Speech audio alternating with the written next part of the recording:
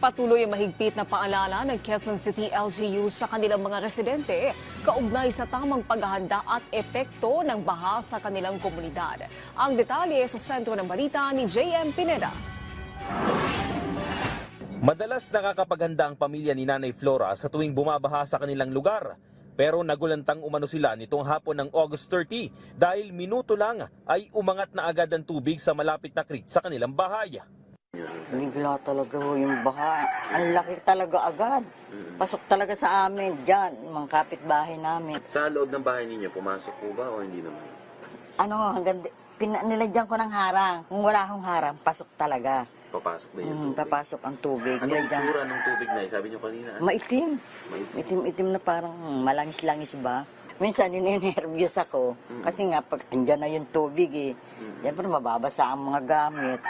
Ang kapitbahay naman niyang sinanay Sinaida, bagamat hindi gaanong inaabot ng baha ang bahay, matindi pa rin ang kanyang pag-aalala sa mga kapitbahay na minsan daw bubong na lang ang natitirang kita sa mga kabahayan. Siyempre po, matatakot kami. Hindi man kami binaba, natatakot kami para sa kanila kasi tumataas talaga yung tubig.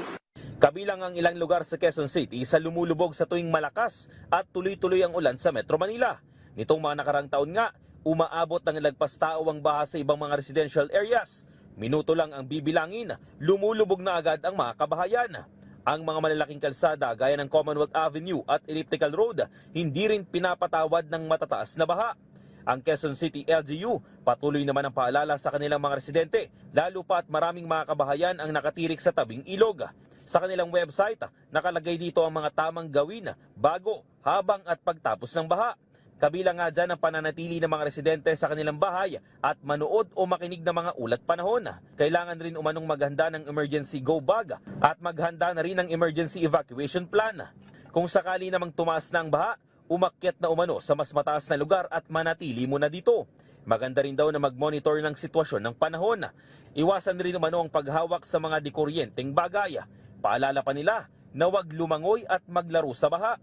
Huwag na rin umanong tangkain at tumawid sa mga sapa o ilog.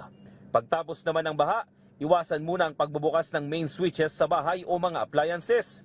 Simulan na rin daw ang paglilinis ng mga bagay na nalubog sa baha na maaaring kontaminado ng mga sakit.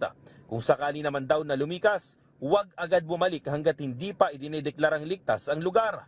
Kapag may emergency, pwede umanong tumawag sa QC Hotline 122 at manatiling alerto sa mga posibleng mangyari.